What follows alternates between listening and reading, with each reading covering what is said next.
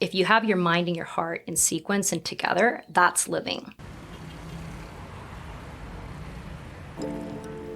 There's a false notion in our society. I'll take care of you if you take care of me. But the truth is, if we actually take care of ourselves first, only then can we change our life, change our homes, change our cities, our relationships, and eventually change the world. For those of you who appreciate the holistic lifestyle, you've come to the right place. Your host, Emanuel is a certified emotion and body code practitioner and certified group energy facilitator. You are now listening to Healing the Healer podcast.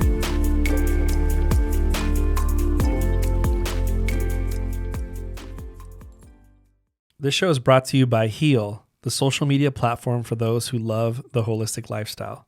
Are you tired of sharing holistic tips and getting banned or going to Facebook jail for sharing the truth? Are you tired of all the Facebook political drama? Tired of people who don't support energy healing growth? My wife Jess and I created a social media platform that was meant for people who love social media, communicating with like-minded people, and love learning hacks from other wellness practitioners. It's free to join. www.haveempathyandlove.com. Plus, every week you have the option and choice to opt into a cutting-edge healing group where you get energy healing for 7 days straight. Again, it's free to join, www.haveempathyandlove.com. All right, everyone, excited for you to tune in to Healing the Healer podcast. We have a very special guest, Veronica Leslie, and she's the co-founder of Root Cause. She's a clinical agriculture scientist. She's a naturopath.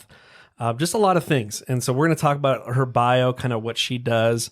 And I'm excited for her to come down here to the studio. And so if it's okay, I'll just give you like a very, just a quick bio of her. So she's an agricultural scientist turned naturopath, as well as co-founder and CEO of Root Cause. She's an alumni of California Polytechnic Pomona, Don B. Huntley College of Agriculture, with advanced training and education in sustainable seafood and aquaculture harvesting systems when she completed under the direction of Santa Monica Seafood Company and prestigious leaders in global conservation, the Monterey Bay Aquarium. Her most notable areas of interest and specialty included the potential for pathogen management and food-borne illness inhabitation in agricultural systems, utilizing light wave and other photonic-mediated technologies. However, after suffering a series of health crises and finding no direction in the conventional medical sphere, Veronica embarked upon a quest for answers by utilizing her training as a scientist and love of all things photonic to isolate, elucidate the unique root cause factors that were in fact beyond her ailments. So this ultimately led her to her complete and full recovery from such conditions as androgenic alopecia, as I said. So androgenic alopecia. I was losing my hair. Oh, you're losing your hair. Okay. Acne, type 2 diabetes, Lyme disease, CRRS, and more. So that's amazing. Seeing the undeniable transformation power of the photon alongside neuropathic healing modalities, Veronica subsequently went on to pursue formal study at the College of Naturopathic Medicine of the United Kingdom, where she completed diplomas in biomedicine, nutrition, and a master level nutrition diploma, in addition to advanced accreditation in herbal medicine and other frequency medicine disciplines, such as homeopathy, cell salts, and Bach flower remedies. Her current areas of specialty include, but not limited to, Lyme disease, stealth pathogens, CRRS, and immunomodulation using bioenergetic, herbal, homeopathic, and homeoprophylaxis healing modalities. Is that right? Is that how you say it? So homeoprophylaxis, yeah. So she says it way better. Okay. So, but yeah, so welcome to the show. Glad you're here. Thank you for having me. I'm excited to be here today.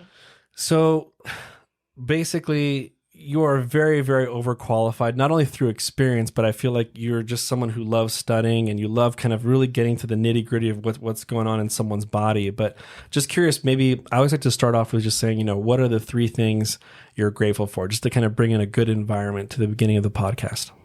Sure. I'm grateful for alignment. I am grateful for trust, and I am grateful for drive. That's great. All things we would definitely benefit from having, for sure. But tell me kind of like, let's go back a little bit to kind of your history, like, how you got into all of this, because I always feel like there's a cartoon, I'm trying to remember what it was called, but there was like a cartoon where it shows like if these parents didn't pass away, then Batman wouldn't exist. If this didn't happen, Superman wouldn't exist. So they like went back in time and then like they saved their parents, and all of a sudden they're just normal people. But it seems like sometimes tragedy comes and there's like a really amazing benefit to the world because of someone going through something.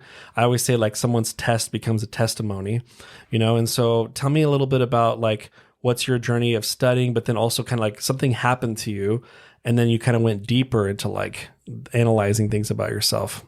Yeah, sure. So you are correct. I've always loved to learn. I was that person that would buy a $200 textbook for fun and read it over the summer. How boring, right? But I just generally love learning. I think sometimes the academic establishments narrow the way that has to happen. But nonetheless, I love learning in all its facets. So that was always something for me that I knew, I would want to channel, whether that it was going to be in medicine or whether it was going to be, in the universities with, science, research, et cetera. But, I ended up not going that path because I always saw things a little bit different. And in learning how things were taught to be done, my brain naturally worked a different way. And it was whenever I stopped resisting that I really just kind of found, alignment. And when I started trusting that, it just became so much more easier and efficient. And it took on a life of its own to kind of lead me in the right direction. I did my first initial, conventional science training with agriculture science, and I focused a lot in geophysics. So that's using our light systems that we have to work on pathogen eradication. Back in the early 2000s, before we had USD certification, you could do aquaculture farming off of the coast. They call it bivalve farming, where you're going to be doing mussels, oysters, clams, and you could just throw whatever you wanted into the ocean, right? And then they started making a lot more stricter, standards, et cetera. But around that time is whenever the light wave technology was kind of beginning to be used to mimic, the way that solar lights would really inhibit algae from, becoming too paramount in nature's, natural cycle of life. But remember, you're actually concentrating these farming organizations where that you are putting way too many life forms within a very small period of, space. And so that creates its own unique problems because it's not mimicking nature. So long story short, that's kind of where I had my first, beginnings in using that education that I went to school for. And then I started to have, a lot of different types of problems. I just couldn't go through life, modern life, the way many other people could. If I was going to have a Frappuccino or fast food, there were consequences. And they weren't, that I had a little burp or two after. I mean, it was stuff that was, pretty severe acne. Like I said, I had androgenic alopecia. There was a period where I was, losing up to nearly 70% of my hair. I was a diabetic by my early 20s. And, this was literally like a fasting blood sugar of like 157. So this was, true type 2 diabetes. I went into all the best doctors. I literally saw the best doctor in the world for alopecia.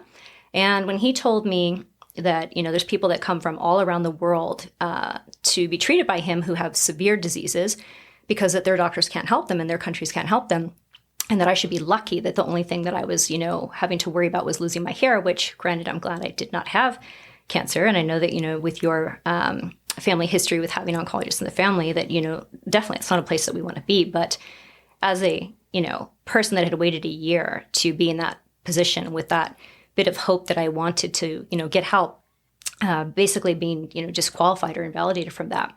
At that point, I knew that, if somebody's going to solve the riddle, I have to do it. And so I just treated it, like I would any other challenge that would be presented to me from my science training. And I said, okay, this is what's happening. Let me chart this. What's the cause? What's the effect? And let me find the correlation. And pretty much that's what I started to do with any problem that, presented to me. And when I started having success with them one after another and kind of finding out with others in the population that it's not so easy, that's not really batting 1,000 there isn't usually what happens, right? Right. And so I said, this is kind of fun. I think I might want to apply what I do to, maybe helping people, or at least looking at the human body, right? And hence, I went into college of naturopathic medicine and then had a private practice, and we were some of the kind of first people on the platform to really start, opening people's minds to looking at the body through a physics-based lens. And then I teamed up with my partner here, Deanna, and we put Root Cause Clinic on the map. And later on, House of Hertz, we'll talk all about that later. And, yeah, that's pretty much how I am where I am today. So I wouldn't be here without all of those quote, unquote bad things. I like to say that, our life truly, if you want to come into your highest alignment, is about every single obstacle thrown your way, taking that as the opportunity to, your highest self. Because if we stay in the comfort zone, we don't grow. And you have to continue to grow. And when you're afraid of growth, then you're afraid of abundance. And so that's always just been the way I've looked at it. That's a great way to look at it. I've always told people that we tend to, all of us mimic nature in the fact that there's either a growth or decline. And a lot of people have this weird thing where they think that if they're not doing anything, that they're kind of like steady Eddie. There is no steady Eddie. You're either making decisions that you're on the growth or you're on the decline pattern. And so that's great. I'm glad you shared that. How long was it from the time that you started getting these symptoms and then you kind of like looking into investigating it? Like, how long did it take you to kind of get out of that? Sure, yeah. So by the tail end of high school, I really had been battling acne, and I did all the things that you would read about that you're supposed to do in like the teen magazines. And even then, because that was actually before like internet was this common thing, right? And so, there was AIM, but, the internet really didn't start becoming like the main tool of research or, having us use it that way at that point. But of course, once it did, I was on the internet, all day long, just searching for answers and, trying them out to the best of my ability. And I was diabetic by my early 20s, so probably like 22, maybe 23. And that's when I really kind of got serious about, my approach and changing my life. And I started to change my life. And so I would say probably by the time I was about 24, I got everything pretty much into remission at that point. And then my grandmother became ill and I became her caregiver for Alzheimer's. I went through that 5-year ordeal as a caregiver. And so I know that battle very well as far as the intimacy of dealing with that condition. And after that, my health just tanked. And we can get all into the, emotional nature of what was happening to me. But that's whenever I actually, lived in a mold toxic building. And, what I believe was probably a previous exposure for borreliosis got activated at that point, or my immune system just really crashed. And that's whenever that I had, everything surrounding all of that. And that was a period of about a year where I was extremely ill. Talking about, trying to take a 2-hour window to just get out of your bed and, really kind of thinking I'm going to be brave enough to sit up. And, if I don't do it right, my back is going to lock, it's going to contort like snakes, and I'm going to be here like really in agony for who knows how long. But when I was able to come out of that is kind of whenever I said, this is really something that I have to do, because the majority of people's stories that go through Lyme disease, it does not end that way. Right. It's totally different. And thanks for sharing that, being so vulnerable with everyone who's listening. And it's not, some of you who are listening to this podcast, perhaps you are going through Lyme disease right now, or maybe you're going through diabetes too and feel hopeless. But this lady here is saying that she's had a lot of hope and she's actually changed her life. I'm seeing her presently right now. Typically with mold, there's a lot of brain fog. There ain't no brain fog over here. From what I see, there's some pretty quick cognitive thinking happening in front of me right now. So again, it's so cool to hear like you come out of something and then being like, I'm here. And then the first thing you're thinking about is how can I help people? I was curious, like, did you have some people look at you like, what are you doing? Because here's what's interesting is that, more and more, I think, with baby boomers, especially who like they went through some route of like taking medication. And then we saw our parents suffer with the decisions that they made with, whatever big pharma recommended them. And I think that's opened up our minds because we saw them suffer and we're like, I don't want to be like that. So there must be some other way. So I feel like more than ever, the last 2 years, I'm working with people long distance and they don't even question me. Like maybe 1 out of 1,000 maybe go like, wait, how are you working with me long distance? but I think, it is in quantum physics, non-locality and, the spooky effect or all these entanglement, yes. Entanglement, yeah. All that stuff makes sense to somebody in physics, but to the natural person, the natural civilian, he's like, I don't know what you're talking about, but they're desperate. They're at this point where I've tried everything. Have you noticed that there's more open-mindedness maybe the last 2 to 5 years in regards to the work that you do and how you help people? Oh yeah, absolutely. I remember people in the field, even professionals, who that when we first started doing what we were doing, they literally put out blog posts saying that biophotons are BS. Mind you, this is from somebody with a PhD in nutrition. And I thought, gosh, I really hope your excuse is that you were hungover during that vitamin D lecture, because that doesn't seem to be something that you should be saying with that level of education. Sure. And so we have really seen a consciousness grow. And one of my, passions in physics is talking about the field. And so you can see the field consciousness having an effect, right? We are influencing the field as an oscillation, and the field is then actually evolving and changing us as well.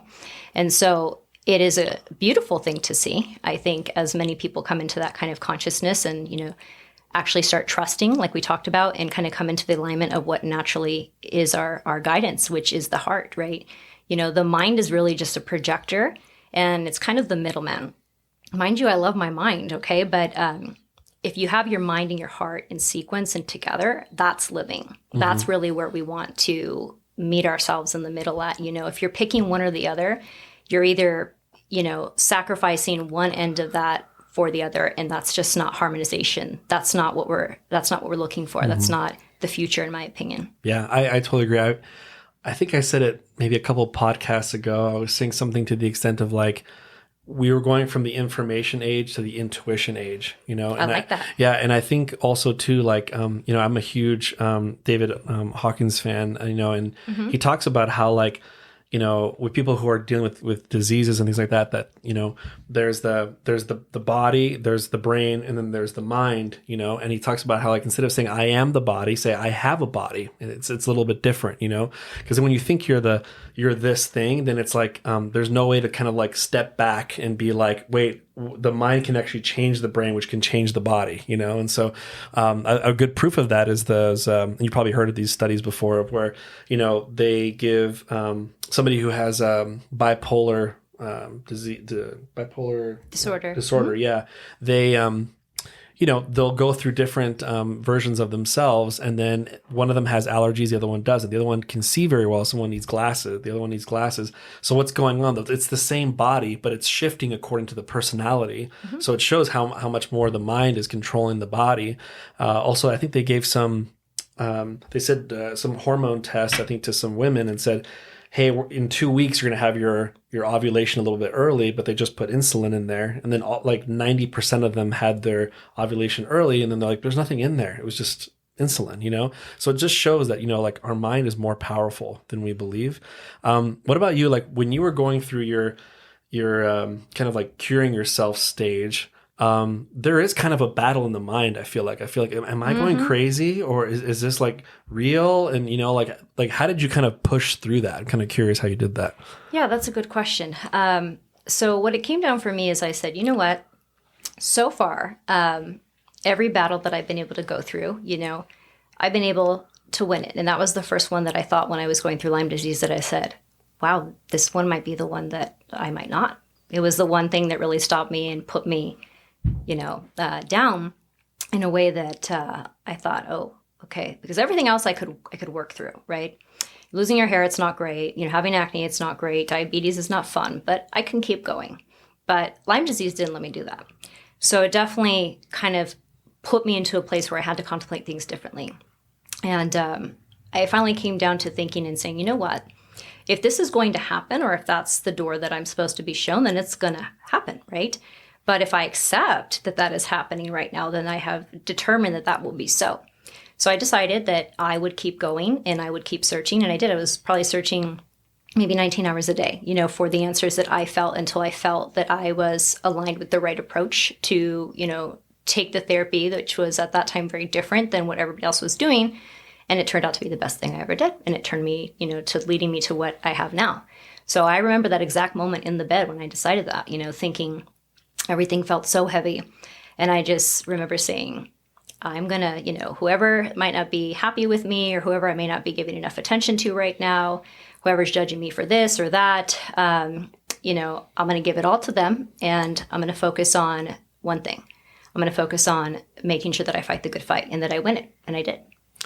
See, it's so cool hearing you say that, because I want to tell listeners too. It's like, whenever we make these sort of statements to ourselves or affirmations to ourselves, or decisions, which means comes from dekaidir, which means to cut from. We decided to do something. We're going to cut from something. what's interesting is that we're not always on our A game, in my opinion. I've gone through some things in my life too, and there's just some closet crying days, and I feel like someone out there needs to hear this, that it's just like, even though we're making positive movements or changes, there's days where there's a recession of emotions and we're just feeling it really heavy, but we get back up. And the reason why is because I think we understand the ebb and flows of life. Like, wherever there's a negative, there's a positive. Wherever there's a sun, there's a moon. Everything is, if you're having a bad day, trust me, just wait a couple moments. There's a good day coming. And if you're having a good day, don't be afraid that there's going to be a bad day coming up. That's just life. And I think it's the people who struggle with the dichotomy of the up and down, that they're like, life is hard, but if you just understand the ebb and flows, it's like, okay, I'm going to have some bad days and I'm going to have some good days on the progress of me trying to get better. Tell me, like, when you did feel kind of like up and you're just like, oh, I'm doing really great now in my progress. Is that when you took advantage of, like, what tools did you start kind of implementing? Because I know that's kind of like everyone has that high moment where they're like, oh, things are going great now. Maybe I should try something new. And sometimes it puts you 2 steps back when you try that something new. Maybe you can share an example of that. Yeah, so I like that you did mention that, sometimes we tend to look at things as positive and negative. Like, even in the energy community, there's all this like high vibes, and I mean, that's partially true. But what you really want is your highest resonant vibe, right? You still need to be in resonance. More is not more, and less is not less all the time. Think about a battery, right? We have a positive and a negative. If we had that kind of ideology where that 2 positive is like better, then we wouldn't have a charge, right? And nothing is static in nature. So everything has to ebb and flow.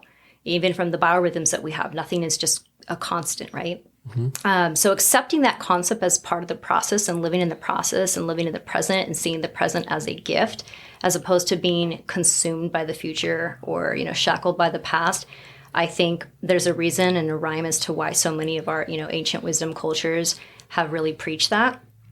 Because if you don't have the present, then you do not have anything else. So I am always talking to myself about what I'm doing in that moment, and really kind of trying to stay in that moment. There's always a million things on my to-do list, but I do try and be grateful for whatever it is that I have as an experience at that time.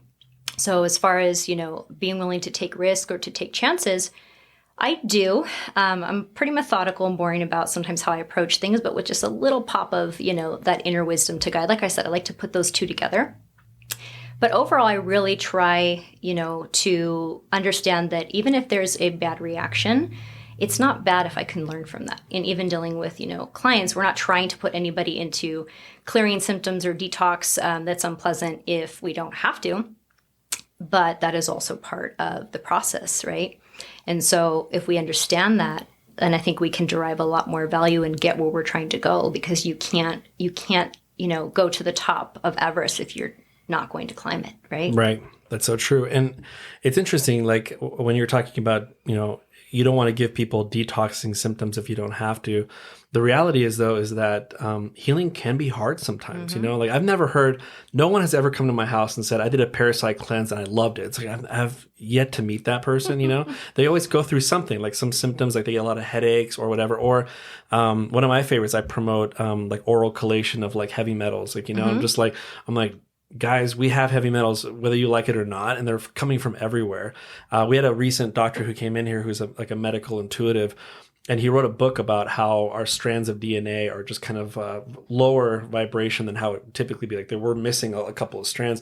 And he was just saying that the toxins from everywhere, from coming from the ground, from the sky, from the food, it's just everything. And like, we're just consuming it like nothing's happening to us, but it's literally breaking down the body, Oh, yeah. And so it's just interesting, like, if the government really wanted us to be healthy, then maybe they should avoid all the things that are like toxifying us every single day of our lives, So that's why whenever they recommend something, I'm always like very wary. It's kind of like the not recommended list. Yeah, exactly right. It's like I'm like, when did you guys become the good guys? Like, it's like, so it's interesting. But a lot of the clients that I work with all muscle test, and I'll be like, you have prions, you have mutated proteins in your body. And I'm like, well, where did that come from? I'm like, okay, there's mercury in your body. Okay, well, where did that come from? And then boom, vaccine. I'm like, do you have any history of it? Oh, when I was a baby. I'm like, heavy metals stay in your body your whole entire life, So we have to take some, I use like TRS spray to spray it, and then just detox your body from that. And then boom, their brain fog goes away, their energy goes up higher.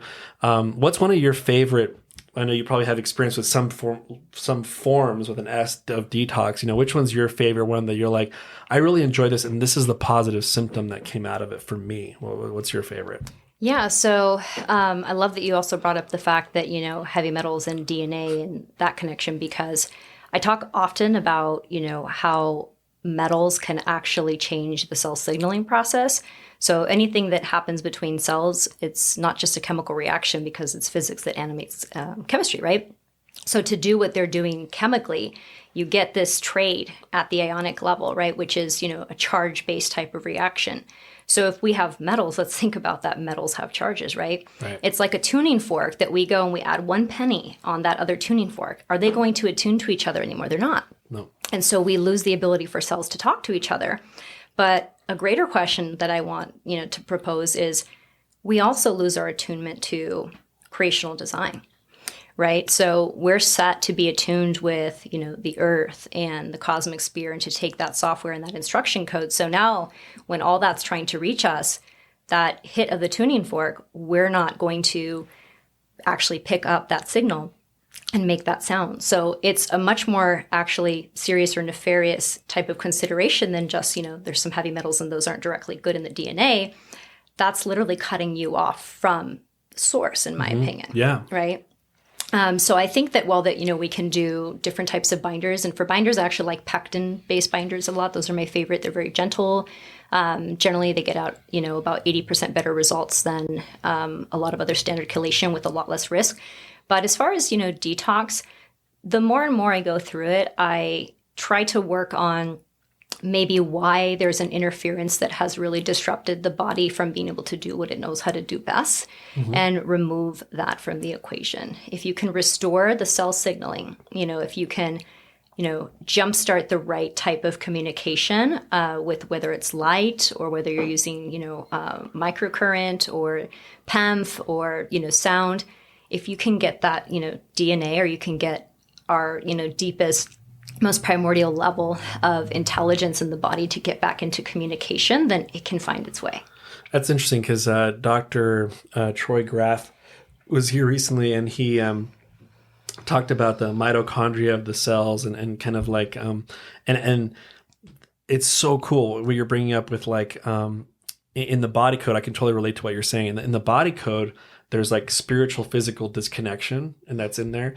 But there's also like physical disconnection. And that actually, all it means is that two things are not talking, and it'd be like this bone is not talking to this muscle, or this artery is not talking to this artery. It's interesting. Like every whole entire body is communicating.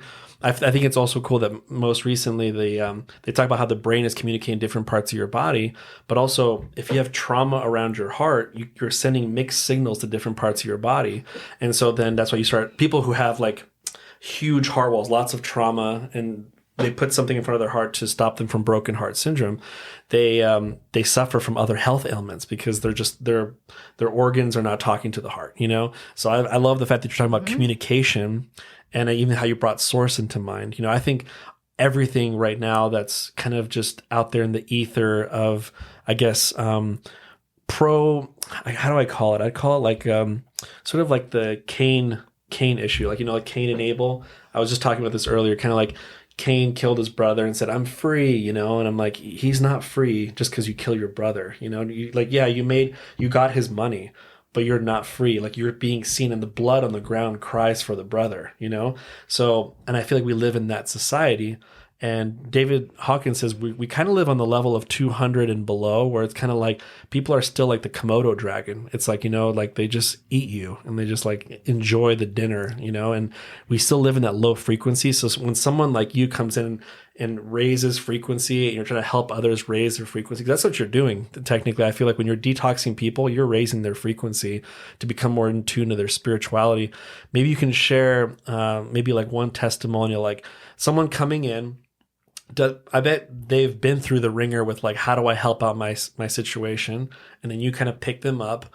And then not only do they help out with their physical symptoms, but emotionally they're being healed too. Like there's some emotional component. Yeah. So maybe you can kind of share who came into your office and then they got more than what they received than just physical. You feel like emotionally they're a different person, frequency wise. Yeah, I have a great case to share for that. So, probably one of the hardest cases that I ever had was a young mother. She was suffering with multiple chemical sensitivity, a condition known as mast cell activation. It was so bad, she had to have a gas mask on, I mean, to step outside her house, or she would go into nearly anaphylaxis. It was terrible. She was bedbound, couldn't take care of her children, and had no quality of life. So she came to work with me, and we did the things. We did detox, and she did actually just a homeopathic detox to start with. But in our clinic, we always assess the emotional field because if that is something that's not taken into consideration, you're going to keep sabotaging whatever of the physiological or the frequencies that we're using to kind of target the software code aimed at physiology. And so I worked with her for a year, and each, progressive scan kind of took one layer after the next into looking at what was going on, right? And it first started with, her husband's family not really approving of her and kind of all that kind of resentment. And then her stepmother and the father essentially kind of picking the stepmom over her. But when we really got to it almost like a year later, our scan was able to pick out that, she essentially, had this need within the immune system, this software, if you will, because that's really what we are, is whatever, that we consider the physical body, which again is not really physical.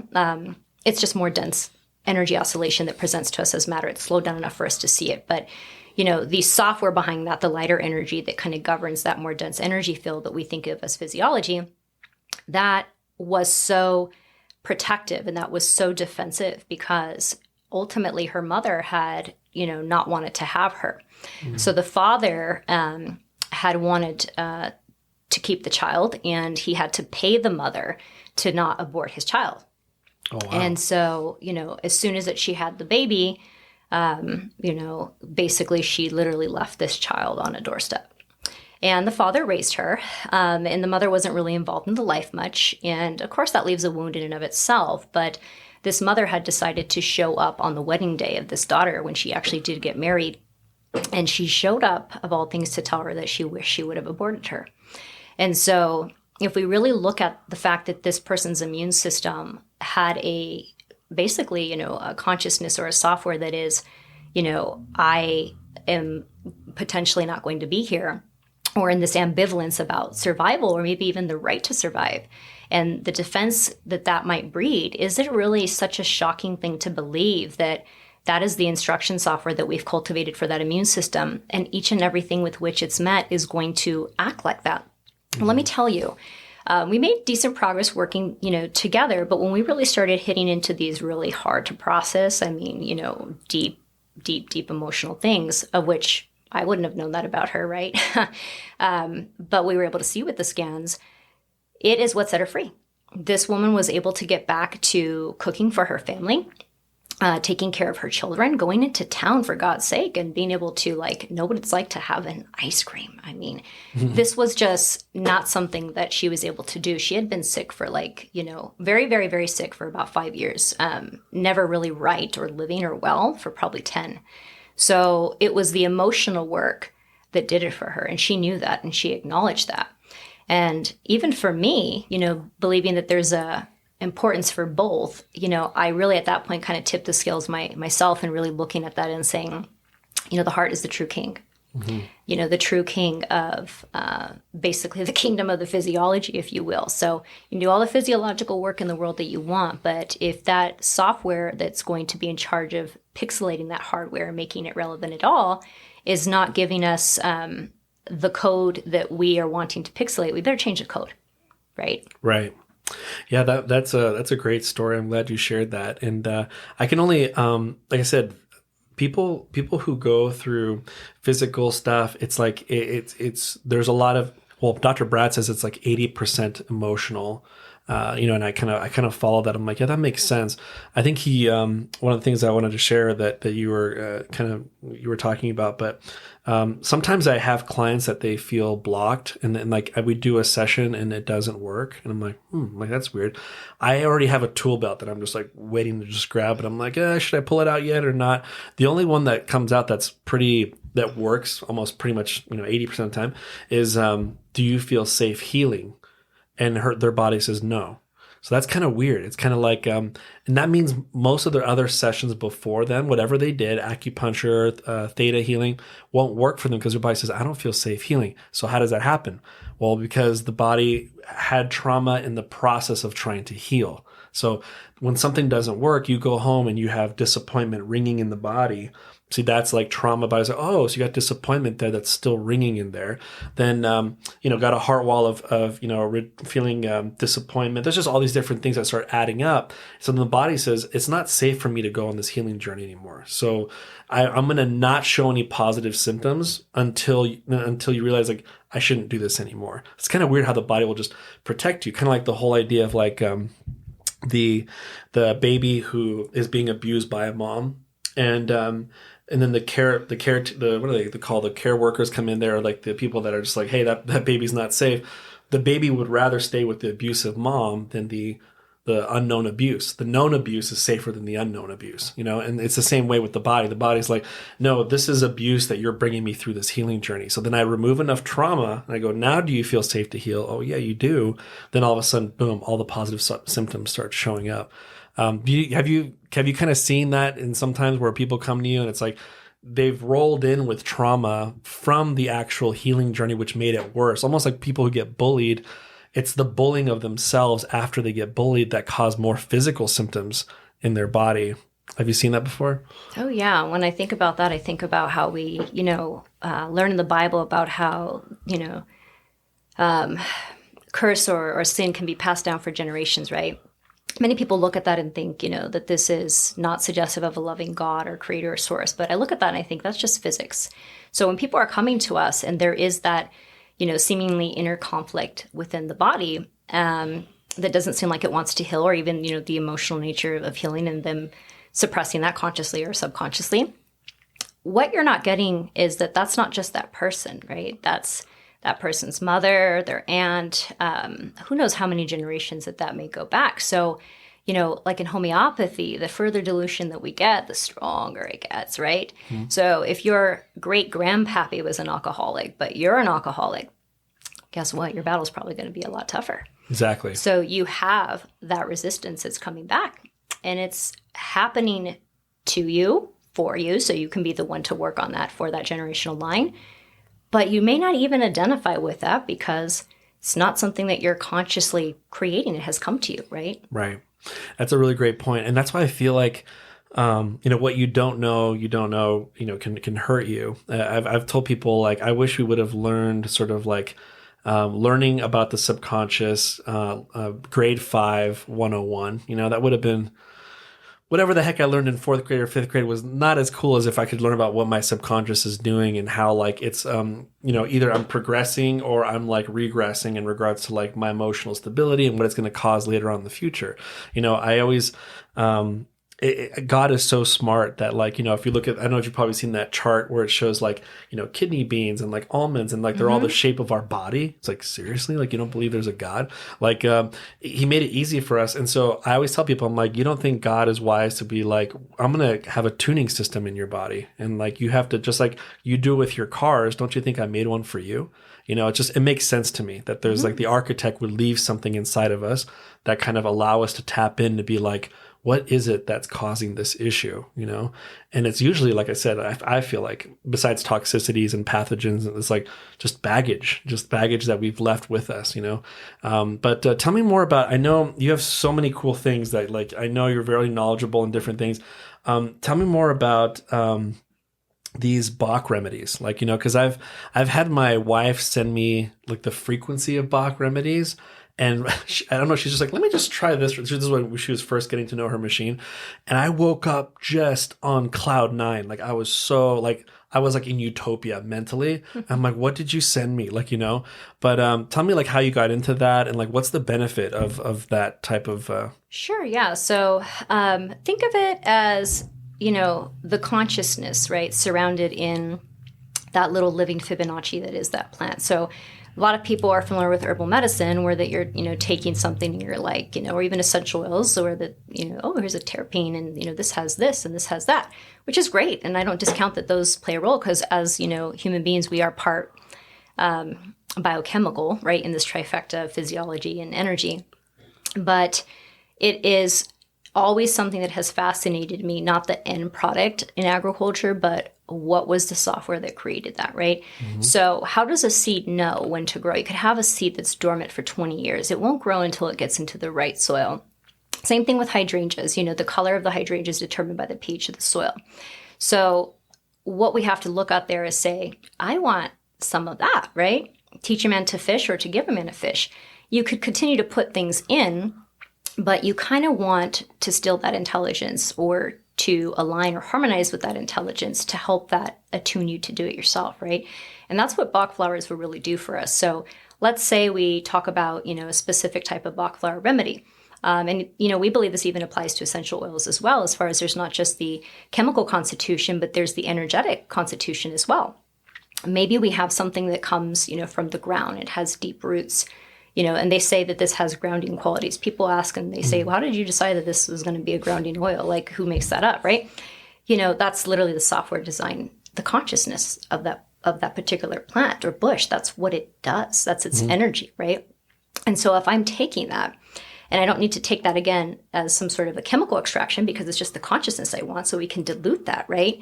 I'm taking on that consciousness, right? And that's kind of like a little software download that I get. Now, depending on what, your unique needs are, as they say that there's an app for that, there's a plant for that, but not necessarily the plant phytochemicals that you need, but the physics of the plant. Right. Yeah. So again, something that I was very unfamiliar with in regards to like an energy healing. I was like, there's a gallbladder and then there's like the energy of a gallbladder. Cause I'll work on someone and I'll just be like, she's like, I don't have a gallbladder. I'm like, then why the heck am I at the gallbladder? But there's the energy of different things. I know something that I found very fascinating is that you can send frequencies of something to someone, like if you have the intention to, like for example, if let's say you have a headache and you need magnesium or something in your body, I can energetically send it to you long distance, and it just gives you a shot of it, just enough to kind of like give you a boost. And maybe you don't need the physical support of it. I'm excited because I feel like, maybe you can share a little bit like with Bach flowers, like if someone were to say, okay, I have this, do you muscle test to see which Bach flower do they need? Do you like use your machine? Like, what do you do to kind of say like, this is what you need? And do you send it energetically to them, or do you give them something physical, like in a vial to consume, or like a sugar capsule? Like, what do you do for that? Yeah, so we can actually put that either into a laser, where that there's that coherent light, and that can be something that that person works with. It can go into a tincture, and or we can even put that into another homeopathic. Maybe there's something we want to kind of synergize that with, right? You mentioned, the gallbladder. So we might see in somebody's emotional scan, there might be a lot of resentment there, right? Mm-hmm. And our particular technology will pull out the frequencies for the Bach flower in that report already. So what we can do is we can actually just transfer that into, that particular gallbladder meridian opener or, the gallbladder drainer, and those really synergize. Because we know when we start working with that emotional template and that emotional software in the gallbladder, somebody might get a little bit of, gallbladder churning because we're moving energy, right? Right. Energy is going to move matter at some point. So we kind of hedge our bets by being able to kind of help out and anticipate so that emotional catharsis actually happens a lot cleaner and a lot smoother. Mm-hmm. That's interesting. That kind of reminds me when I work with someone and let's say we remove some emotions, I program their body. I say, I'm now resetting all your chakras. The one that's really important is the heart chakra so that they love themselves during the healing. And then I also say, I program your body to process easily, peacefully, and effectively. Because the subconscious is like, okay, like, so then it kind of lowers down what I call the echoes of the body. And I always tell people too, there's a 20% chance you might feel an echo of an emotion, but I tell them it's because they didn't finish the full cycle when they were younger. So, like if you were 8 years old and you were suppressed in a family where they said, you can't express your emotions here. So you bury that under the carpet. So if you come along and start helping them out, they may feel that emotion like stronger than they usually would.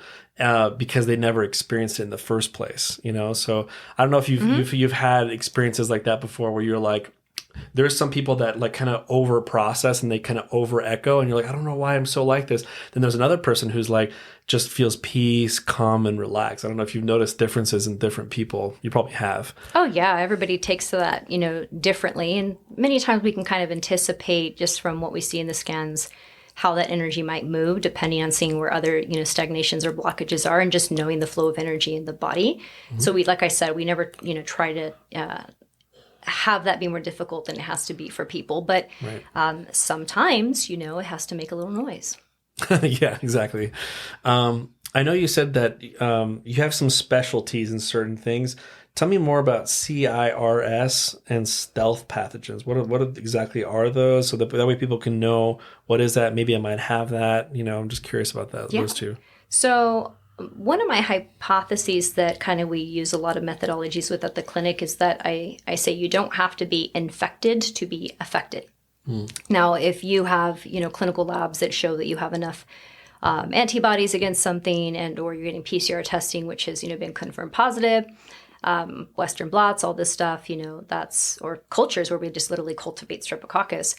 That's great. That's a confirmation of confirmations, I guess you could say. But maybe you don't have this colonization that at these biomarker levels, conventional medicine says, okay, you have one point enough in the categorization of being able to be believed now. But that doesn't mean that you aren't being affected by it. In fact, maybe you don't have, anything that's above normal, exposure levels. But if your immune system is in a PTSD state, which if your autonomic nervous system, who controls many faucets, beyond your nervous system, because nervous system talks with the immune system, endocrine system, they all work together to assess threats. So if your autonomic nervous system, which can definitely be influenced by, emotions and thinking, is hyperactive, if it's fearful, consciously or subconsciously, we're going to start shifting that gear into the immune system. So if the immune system has something that it went through that is really, scary, and even though that's now long gone, it could still stay with that memory the same way that soldier coming out of Iraq can in a PTSD state. It will continue to freak out. And there's nothing more at that point that I really benefit from in killing that, right? Yeah. One of the things that we see with, clinical medicine is that it associates symptoms with the need to further kill. And that might just be actually compounding the problem for these people. So that's one thing. That might include things like Bartonella, borreliosis, relapsing fever Borrelia, Babesia, all of the rickettsial infections, anaplasma, ehrlichiosis, mycoplasma. And then with SIRS, or chronic inflammatory response syndrome, that is generally associated with mycotoxins or with mold. And I did live in a moldy house. And so I am very familiar with, the signs of that and what that does. And again, it's an area that, used to not really be something you heard about much unless you watched forensic files and heard about like that one poor family that had a Stachybotrys case that, went rogue. But we have changed our environment so much, with all of these particular electromagnetic fields that we project with things like, 5G and all of that, we have now changed the field. And so, we have issues or problems with mold in our house that we didn't necessarily have before. And we've changed our own field on how to govern that. So all of those are things that are ever kind of encroaching. It's under, environmental medicine. But environmental medicine isn't really, I think, at the level of consciousness to look at things beyond, here's something dirty, either we clean it up or we, kill it. And that's the problem. Yeah. That's still too much of a linear mentality, and we have to look at, again, things from a little bit different approach. So that's what we do at Root Cause Clinic. That's awesome. And okay, so remind me again, you're located here in St. George, but you have also an office in California, correct? So Root Cause Clinic is our bioenergetic testing lab where that we actually have really comprehensive bioenergetic-based testing that is open to the world. We have, clients in Saudi Arabia to Singapore to, South Africa, literally. So they do not have to be local to St. George for that. Our lab is based in St. George, but we do not have to have them here in person for that. We do have another concept, which is a brick and mortar, which is called House of Hertz. That is located here just off of Silicon in St. George. And you can actually walk in and you can get some testing done so that we can actually take that to the lab for some expedited processing for you. But we actually have in-person therapies there. So we have a photon accumulator, which was literally engineered by somebody who had studied under, Tesla. And so that one is amazing with PEMF, harmonics, different frequencies. And then we have, the ionized plasma, which basically recreates the auroras that you see in the sky. That's the way that we're working with light there. It's not just some, plugged in red light. Not that that's not something that might benefit you too, but we have thermography. So for those of you interested in different types of, advanced imaging, the massage room is just off the hook there. Okay, so all organic, everything. You're under a red light, you're on a heated table. doTERRA products there, so aromatherapy and, AromaTouch all available. There's ionic foot baths, which I think is one of the most underrated therapies out there, and infrared saunas. Is that the one that dispels all the things that extract from the foot? Is that different? Like the one? Yeah, so that, it looks like it's Zion water coming out, but it's actually not. It's actually not the toxins in that actual bucket. So what's happening is it sends a series of charges. Right. The water's the conduit, and it sends that into you. It's like sending a bunch of different frequencies, into the body essentially. But these are just the charge-based reactions. So it kind of goes through, and then we're able to see, based on the field or the color, because color is a wavelength. Let's say 635 nanometers, that's red, right? So depending what kind of colors kind of create that field in the water, we see which one maybe predominantly has some more congestion or issues than the other. You'll dump those toxins usually a couple of days later, not that same day. And then there is the microcurrent neurofeedback, which I believe to be the most promising therapy that there probably is out there right now. I mentioned the autonomic nervous system. I kind of call that like the king in the cockpit. So you can do all the other work, right? But if that autonomic nervous system is going to say it's not safe or, I'm scared, it's going to sabotage everything you're doing. Right. And so we have a technology that's able to actually not just target that problem, but target it very differently. And so most neurofeedback is actually working to target the alpha and the beta waves. And there's a lot of resistance that the brain will give back because it's not just going to roll over and say, okay, I'm going to just do this now. Our bodies even fight against our own endeavors to have screen time, stay up late, et cetera, right? And all these symptoms that we get because the body's inner wisdom knows that's not cool, that's not right, I shouldn't accept that. And so it'll fight. That's why a lot of neurofeedback takes 40, 50 therapy sessions before they may even move the needle a little bit. Ours can be effective and, maybe potentially to see some results in a single session. That's because we're not targeting those waves. We're not trying to do a system override. What we're doing is we're doing a reboot because we're actually targeting the static. So think about dirty electricity, right? Any engineers, it's everywhere. Yeah, It's really any everywhere. engineers, electricians, people that are familiar with that concept, building biologists will know what I mean. But whenever we have that interference or that static in the background, a lot of times we tend to think, let's just turn up the volume, right? You turn up the volume, you turn up the static too, right? So why not just send a matching signal via sympathetic resonance to cancel that static out? Then we don't have the static, and guess what? Those alphas and those betas can play together in peace how that they're designed to. And that sticks a lot better because we're literally taking out the middleman, the interference in the brain, instead of really trying to fight with it and control it. And, and it doesn't really usually take well to that. That's why many people don't benefit from neurofeedback as much as they'd like to, but the microcurrent neurofeedback that we use, it's a delta wave, so it's not too provocative. A lot of people that are typically not responding well to neurofeedback or they, rebound, meaning they have, anxiety or they have actually a worsening of symptoms. We don't see that really as much. This is great for spectrum. So children that might have speech delays, because a lot of that is about the signal getting sent to the brain and then the brain refracting that signal back to the neuromotor skills. Kind of like how when we speed up a DVR and we hear all the scramble. Well, if the signaling isn't taking place how it should, if signal's coming in too fast and then too slow to get back to the motor skills, or the neuromuscular function, then we have that lapse, right? We also see with behaviors. We also see with chronic pain. We see with gut issues. The enteric nervous system, the gut and the brain talk to each other. So we definitely have a lot of chronic migraines that will come in, vertigo. And really almost, PTSD. The Veterans Administration actually has done studies with University of San Diego, and there's actually some more clinical studies that they're doing right now in Texas to hopefully clear that they'll be able to get this covered medically for, men and women in uniform. It's been one of the most promising things that they have seen to help with PTSD and addiction for our men and women serving this country.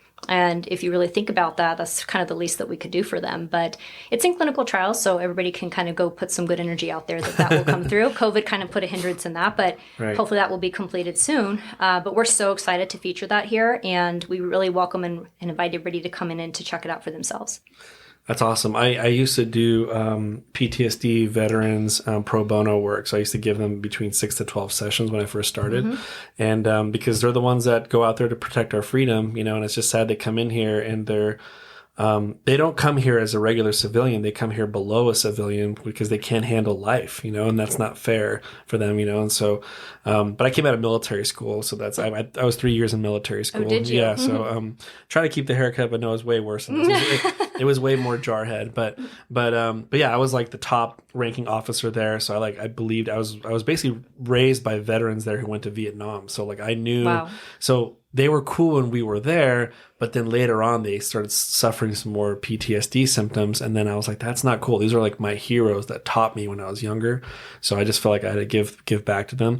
I also used to send them to hyperbaric chambers to do more work there just in case they had shell shock and that type of trauma, but doing those dives did also kind of help out with their PTSD as well, because it kind of puts them in that theta state really quickly too, Have you used those? I'm wondering what your thoughts are on those, like those little, I'm trying to remember those mats. They have PEMF mats?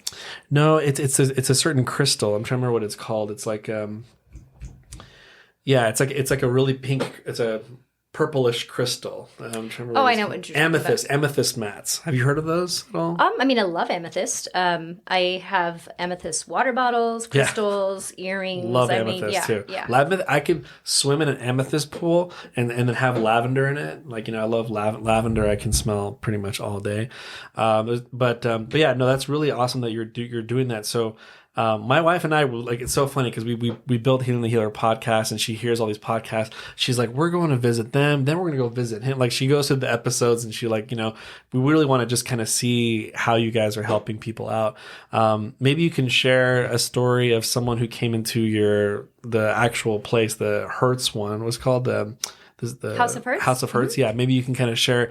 Somebody walks in there, has constant migraines or whatever they were dealing with. Maybe you can kind of share what happened to someone there as a positive experience. Yeah. So my last story I shared was kind of heavy on the heart, so I'll kind of give this one a little humorous twist. Okay, good. We were actually doing a lecture and a training for applied kinesiology there, and we had a mother who, she had a very young baby, so she wanted to attend, but she had the baby, and baby was really fussy. For I think most people that have ever heard a colicky baby, they knew that sound right off the bat. Oh yeah. So we put this baby in the biocharger and we ran for basically colic and digestion. The baby was just enamored. You could just see her loving, the light show, not scared or anything by it, just dazzled. And we heard, a little,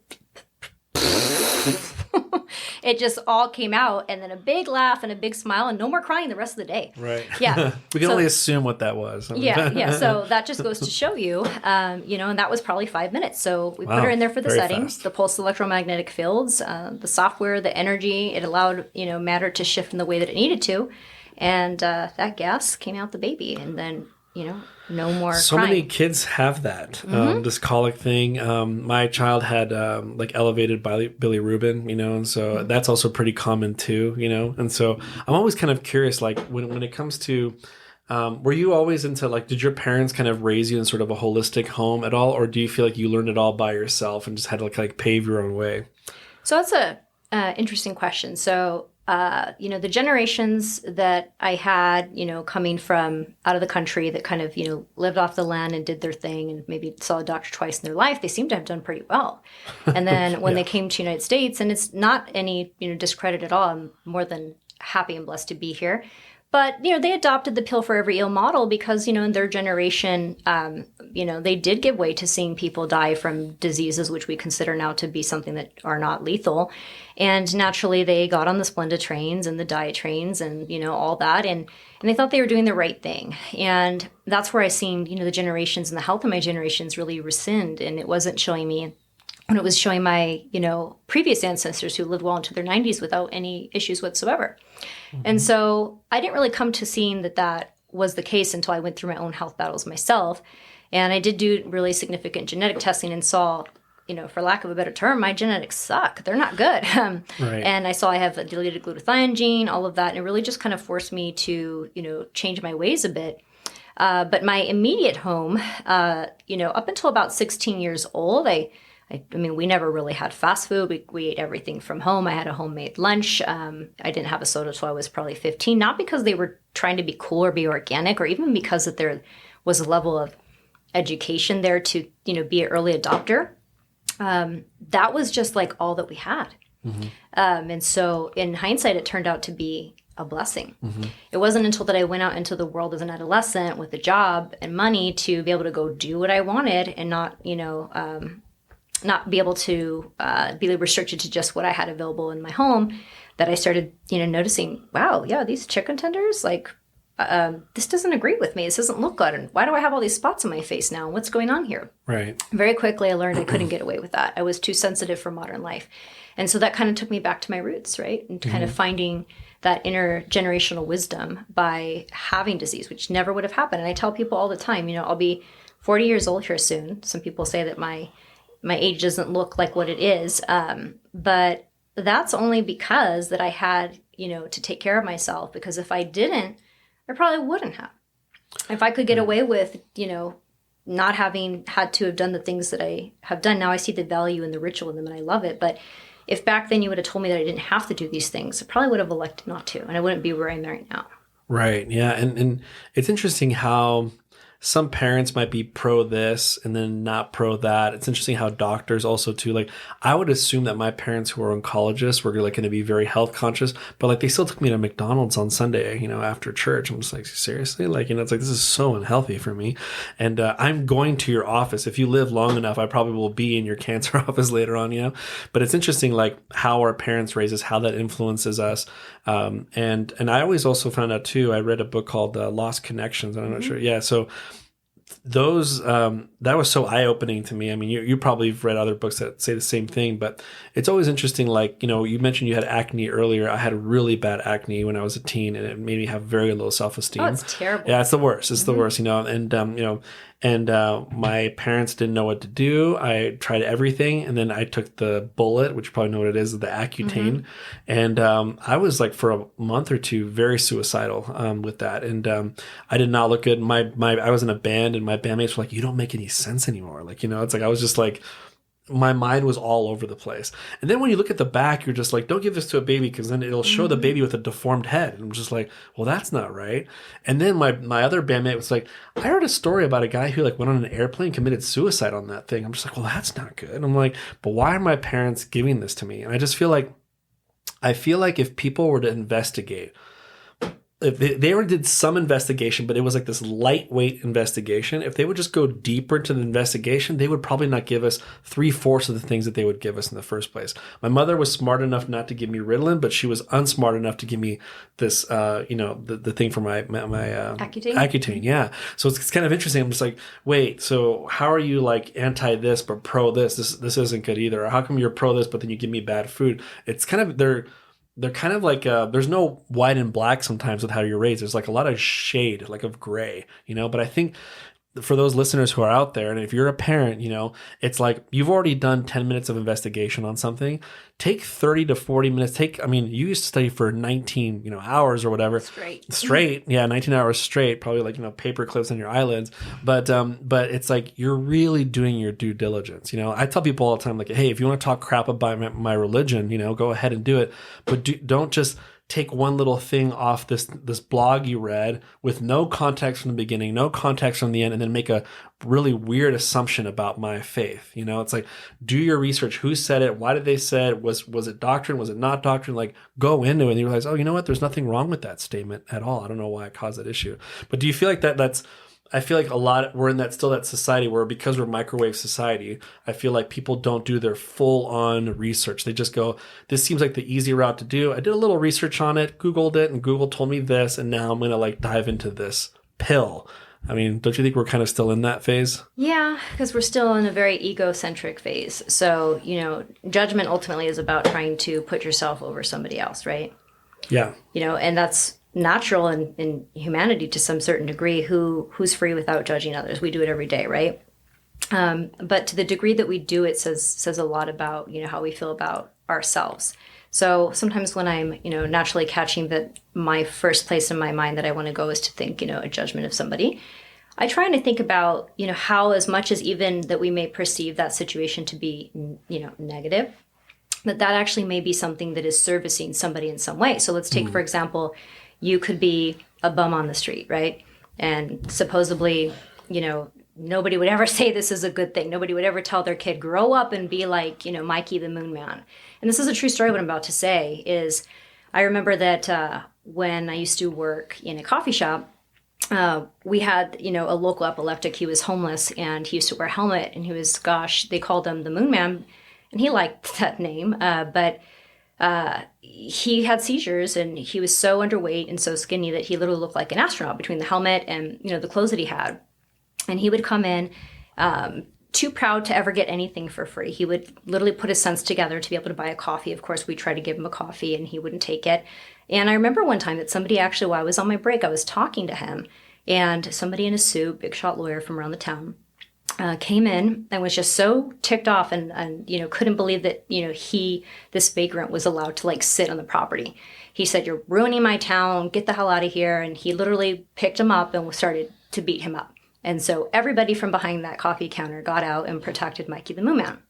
And, fast forward to a later point in time, I remember one time when we were actually doing a trash run.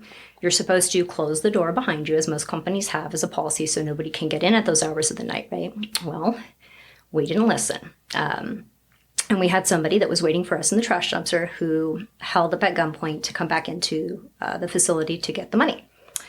Well, guess who surprised this person? Moon Man. Yeah. So guess who saved our life that night? Moon Man. Yeah. Wow. But people would look at that as somebody who you never want to be, right? You would tell your child never to be, the Moon Man. But the Moon Man has a lot more going for him than many other people do. And I never, forget about that night. So we shouldn't judge people really, because they may be around specifically just to save your life, right? Maybe literally or physically. Yeah, in some other way. Yeah, I think that's such a great point you made there. And I feel like there are many moon men, moon women in our life that maybe we are, quick to judge. And, we feel like what value can we get from them, and it's only during sometimes very dramatic times like yourself, you realize like, wow, these people have some area.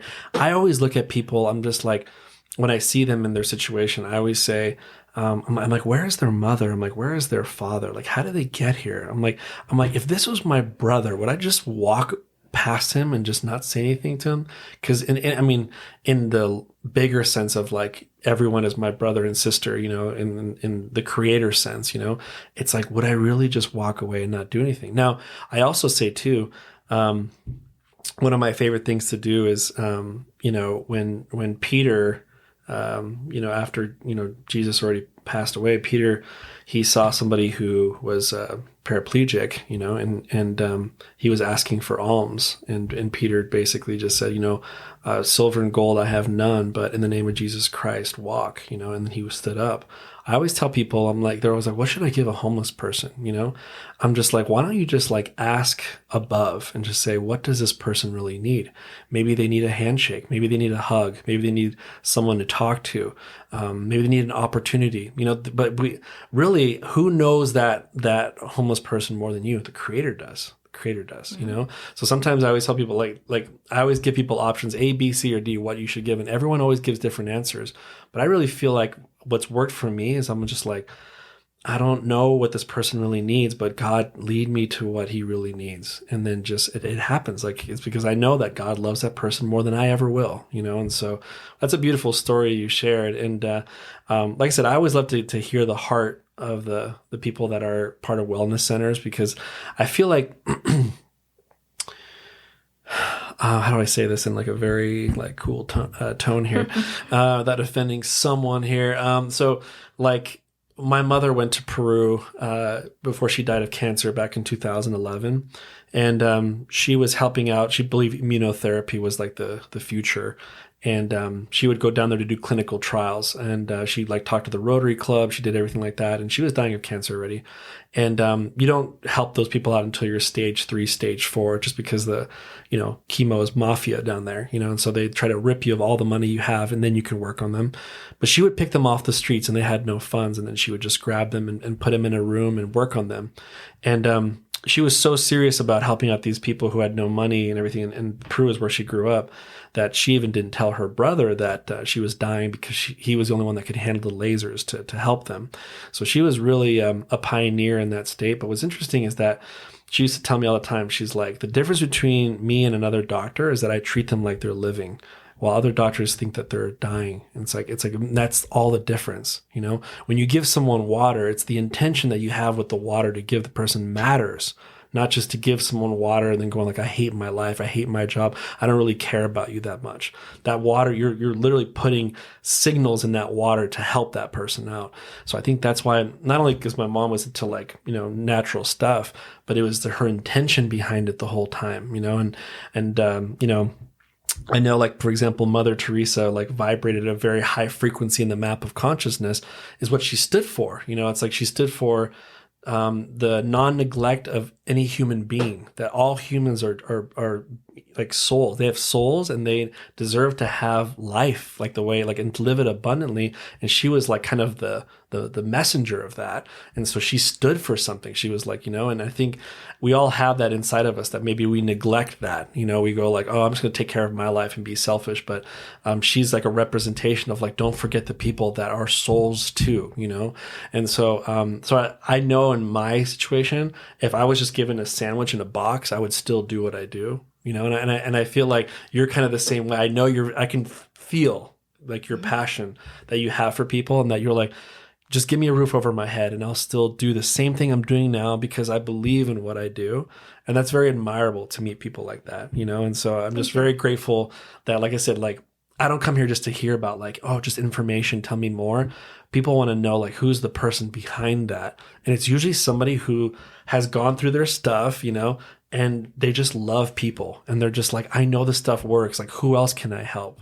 Do you feel like do you feel like you like I said, you would do this whether there was any attachment to it or not? Do you feel Absolutely. The most important thing to me is meaning and purpose. When you lose that, you have nothing. One of the best books out there, Viktor Frankl, for Man's Search for Meaning.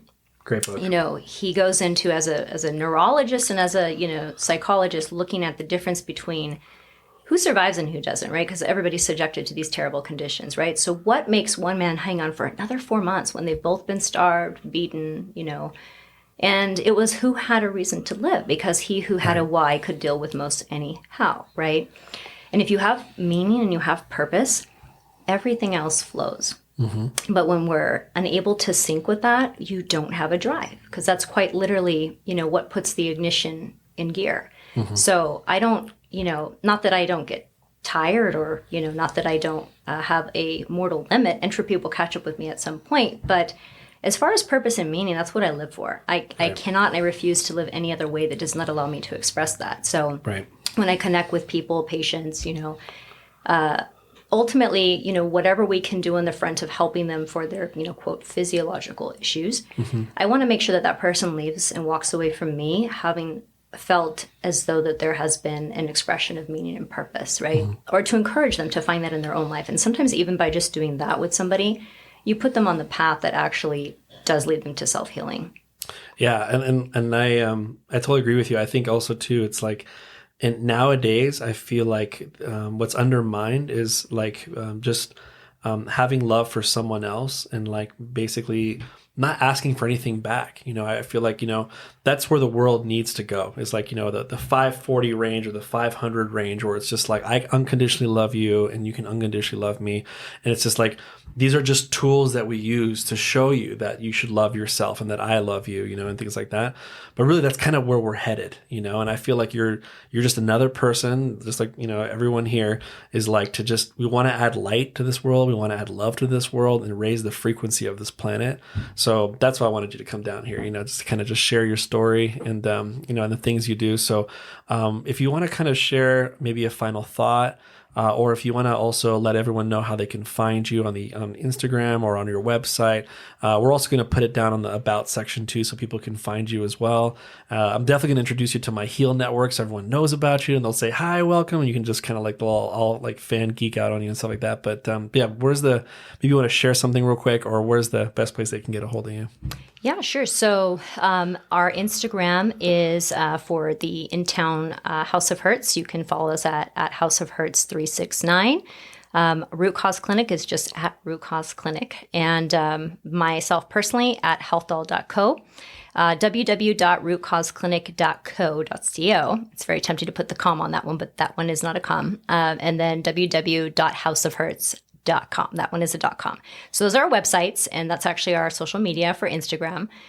We also do have a class launching next year. So if you're interested in all of these things we talked about today, such as, the physics behind all of the actual physics behind all of these things, we are releasing what I'm aiming to be the biggest, quantum biology based education that there will be available. So, from a kind of comparative standpoint, I have seen that the market doesn't really have all of it together, because understanding, even Western medicine, and quantum medicine alongside each other, you can't do one or the other.